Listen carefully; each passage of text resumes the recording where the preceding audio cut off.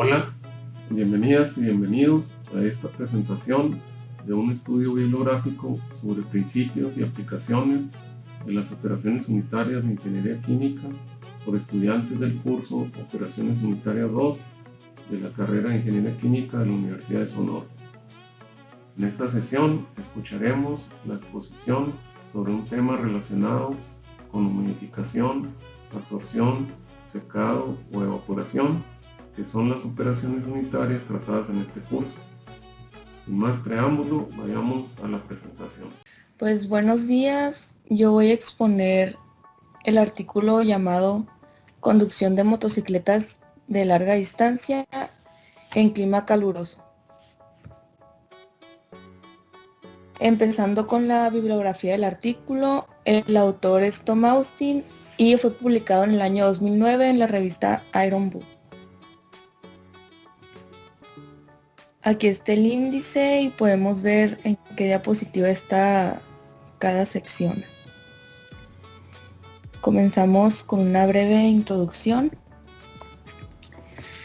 El clima cálido se vuelve un riesgo significativo para los motociclistas de larga distancia.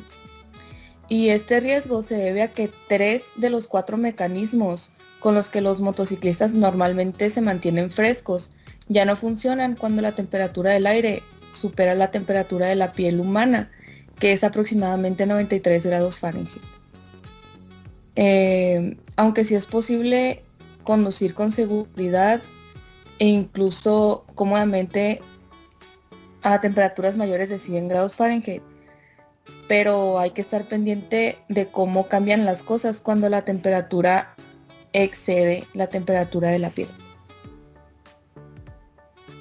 Para entender qué equipo funciona mejor en climas cálidos y qué precauciones se deben tomar, ayuda mucho saber cómo funciona la regulación térmica de nuestro cuerpo. Aquí vamos a ver la regulación y los mecanismos de enfriamiento. Los humanos debemos mantener una temperatura central alrededor de 97 a 99 grados Fahrenheit.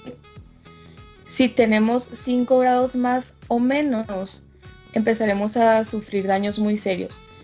Y si tenemos 10 grados más o menos, moriremos.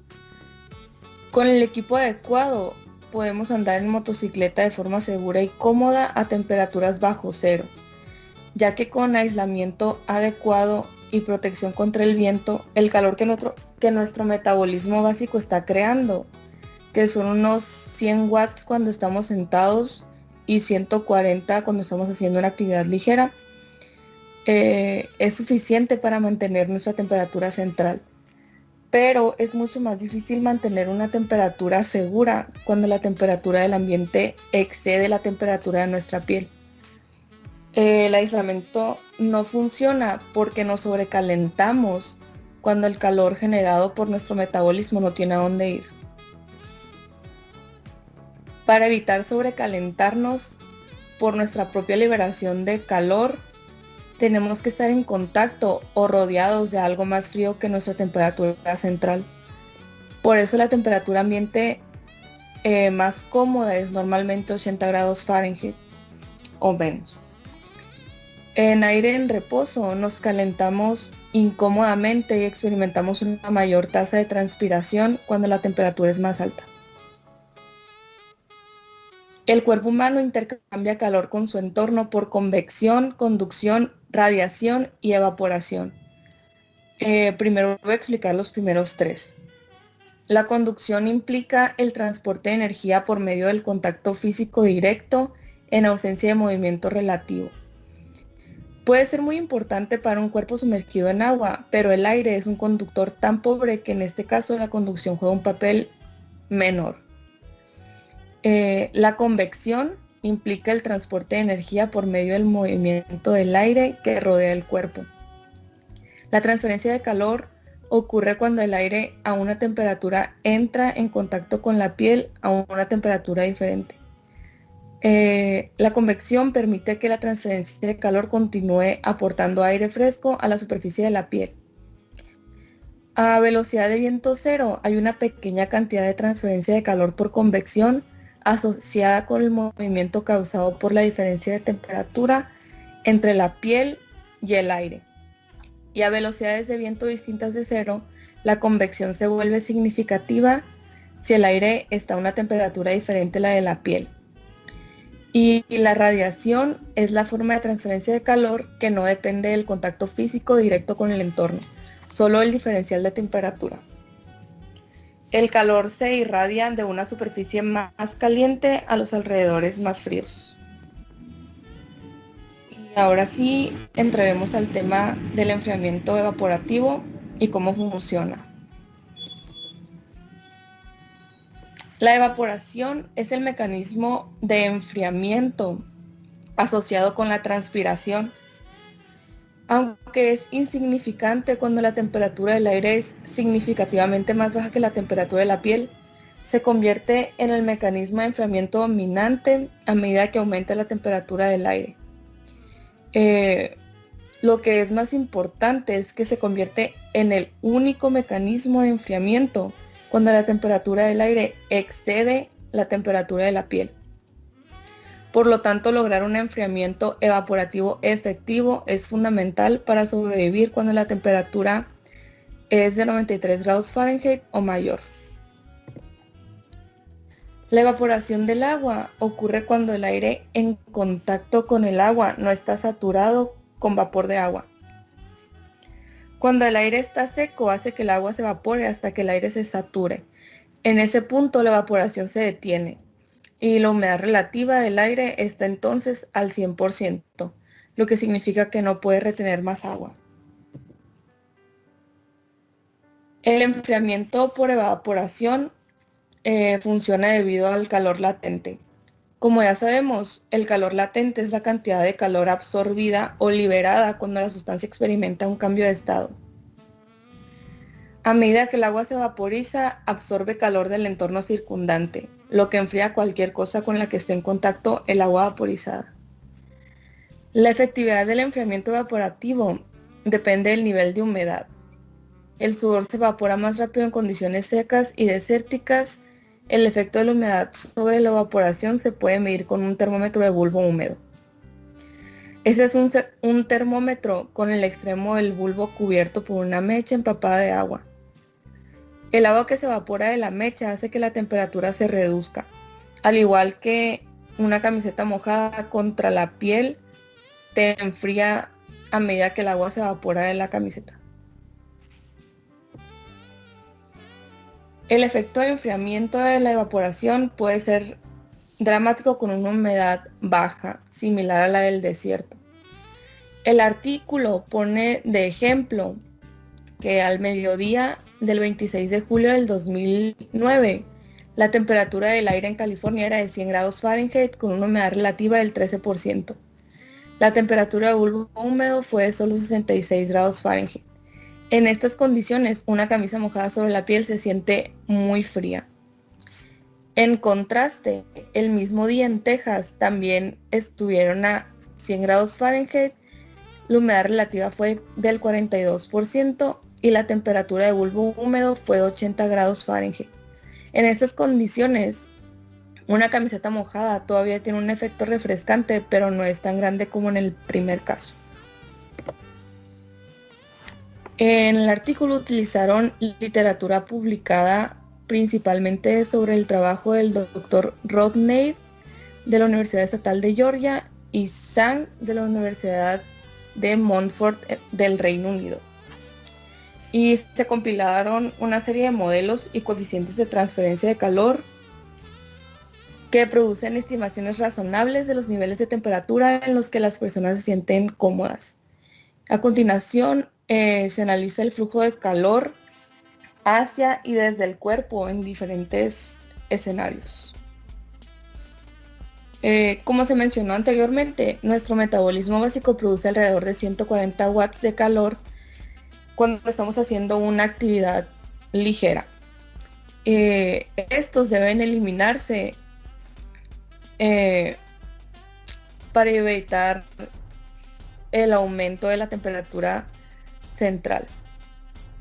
Los modelos indican que sin transpirar notablemente, la combinación de conducción, convección, radiación y enfriamiento evaporativo nos permitirá estar cómodos en un ambiente interior a una temperatura del aire de 80 grados Fahrenheit si llevamos ropa ligera. Aquí se ilustra el balance de calor. Como podemos ver, la mayor parte del enfriamiento es proporcionado por radiación. A estas condiciones se necesitan menos de 1 onza de sudor por hora para proporcionar los 14 watts requeridos de enfriamiento por evaporación. Aquí se observa lo que sucede cuando la temperatura ambiente sube a 93 grados Fahrenheit. El flujo de calor por conducción, convección y radiación se detiene porque no hay diferencia entre la temperatura de la piel y la temperatura del aire. El enfriamiento evaporativo es la única vía disponible y debemos transpirar lo suficiente para lograr 140 watts de enfriamiento a partir de la evaporación del sudor. Para esto deben evaporarse alrededor de 7 onzas de agua de nuestra piel cada hora. Considerando que otras necesidades corporales de agua son de aproximadamente 3 onzas por hora, en esas condiciones necesitaríamos beber mínimo 10 onzas de agua cada hora para evitar la deshidratación. Por encima de 93 grados Fahrenheit, el nivel de transpiración requerido aumenta porque la temperatura del aire transfiere calor al cuerpo. Aquí se muestra lo que sucede a 103 grados Fahrenheit. Además de los 140 watts que genera nuestro metabolismo, 99 watts de calor se transfieren al cuerpo por los efectos combinados de conducción, radiación y convección. Para suministrar los 239 watts requeridos de enfriamiento por evaporación, la cantidad de sudor que tenemos que evaporar aumenta a 12 onzas por hora. Ahora supongamos que se conduce una motocicleta sin carenado y que llevamos ropa ligera o un traje que no bloquea el viento. La superficie frontal del cuerpo está expuesta a todo el efecto del viento debido a que la transferencia de calor por convección es función de la velocidad del aire sobre la superficie de la piel. El calor transferido al cuerpo aumenta significativamente. A esta temperatura de 103 grados Fahrenheit, la transferencia de calor por convección aumenta de solo 22 hasta los 550 watts. El aumento de la transferencia de calor por convección cuando la piel se expone a altas velocidades de viento aumenta y el nivel requerido de enfriamiento por evaporación es 767 watts. Esto requiere 39 onzas de sudor por hora. Y el artículo menciona que para evitar un golpe de calor cuando se conduce en un clima extremadamente caluroso, debemos reducir la transferencia de calor por convección, bloqueando la mayor parte del viento. Esto se puede lograr usando carenado y un parabrisas o usando un casco y un traje contra el viento. Esto para permitir que el aire pase a una velocidad menor sobre la piel. Al reducir esta velocidad, la transferencia de calor por convección se reduce hasta en un 70% y todavía hay suficiente flujo de aire para un enfriamiento evaporativo eficiente. En comparación con el balance de calor con la piel expuesta a una alta velocidad de viento, en esas condiciones, el calentamiento por convección se reduce de 550 a 165 watts y el enfriamiento evaporativo requiere caídas de 767 hasta 382 watts, que estos ya son más manejables. La tasa de transpiración requerida se reduce en aproximadamente un 50% a unas 19 onzas por hora. Esta tabla resume los requisitos de agua para una variedad de condiciones de temperatura. Se observa que a 80 grados Fahrenheit se requiere menos de 1 onza de agua por hora para el enfriamiento evaporativo. A 97 grados Fahrenheit se requieren 7 onzas por hora, a 103, 19 onzas por hora, y a 113 grados se requieren hasta 32 onzas por cada hora, que es casi 1 litro. La segunda columna es el agua total requerida. Esta es ya considerando las necesidades corporales, que como se mencionó anteriormente, son 3 onzas por cada hora, entonces aquí se sumaron. Y la última columna nos muestra el total de agua que se requiere por cada 4 horas, que es el tiempo promedio que un motociclista hace entre paradas a cargar combustible. Y pues por lo tanto a rellenar agua de ser necesario. A los 113 grados Fahrenheit se necesitan hasta 140 onzas de agua por las 4 horas, que es poquito más de 1 galón, y el artículo muestra esa fotografía con 1 galón de agua aislado y con una manguerita para que los motociclistas puedan estar bebiendo mientras conducen. Bueno, las cantidades calculadas de agua para el enfriamiento por evaporación descritas anteriormente se basan en el supuesto de que no gotea sudor del cuerpo y ni sale del cuerpo antes de que se evapore. Para minimizar la pérdida de sudor antes de que esto pase, es necesario usar ropa que permanezca en contacto con la piel y sirva como mecha, al igual que la de un termómetro de bulbo húmedo. En la imagen se muestra el forro del casco y la camisa de cuello alto. El forro del casco es muy importante porque la superficie de la cabeza es relativamente grande y la cantidad de transpiración que puede desperdiciarse si no es capturada pues también es grande. Por eso es necesario tener un material absorbente. La necesidad de agua descrita anteriormente también supone que la motocicleta en sí no contribuye a la carga térmica del conductor, por lo que pues ahora les voy a decir otras fuentes de calor.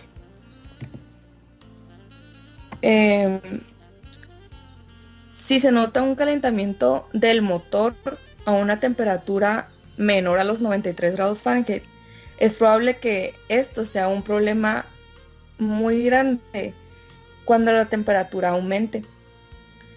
Los motores refrigerados por agua no necesariamente se calentarán en climas cálidos porque un termostato controla la temperatura, pero el calor residual absorbido por el refrigerante debe transferirse al aire que pasa a través del radiador, y cuanto mayor sea la temperatura del aire que ingresa al radiador, mayor será la temperatura del aire que sale de él.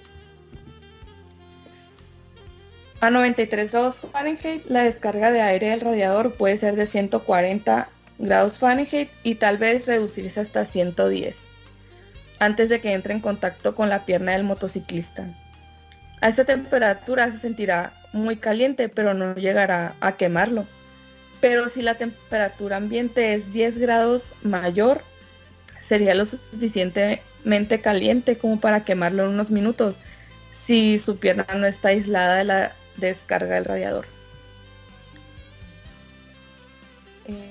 Finalmente llegamos a la conclusión. En el artículo se concluyó que por debajo de los 93 grados Fahrenheit es bastante fácil mantenerse fresco en una motocicleta siempre que se mueva lo suficientemente rápido como para que el viento golpee la piel para un enfriamiento convectivo. Pero por encima de los 93 grados Fahrenheit el viento ya no beneficia, y para recorridos de larga distancia a una temperatura superior se debe minimizar la exposición del cuerpo al viento directo. Usar ropa interior absorbente, incluido el forro del casco, llevar suministro adecuado de agua fría y aislar cualquier parte del cuerpo expuesta al calor del motor o la descarga del radiador. Y esto sería todo por mi parte. Gracias por su atención.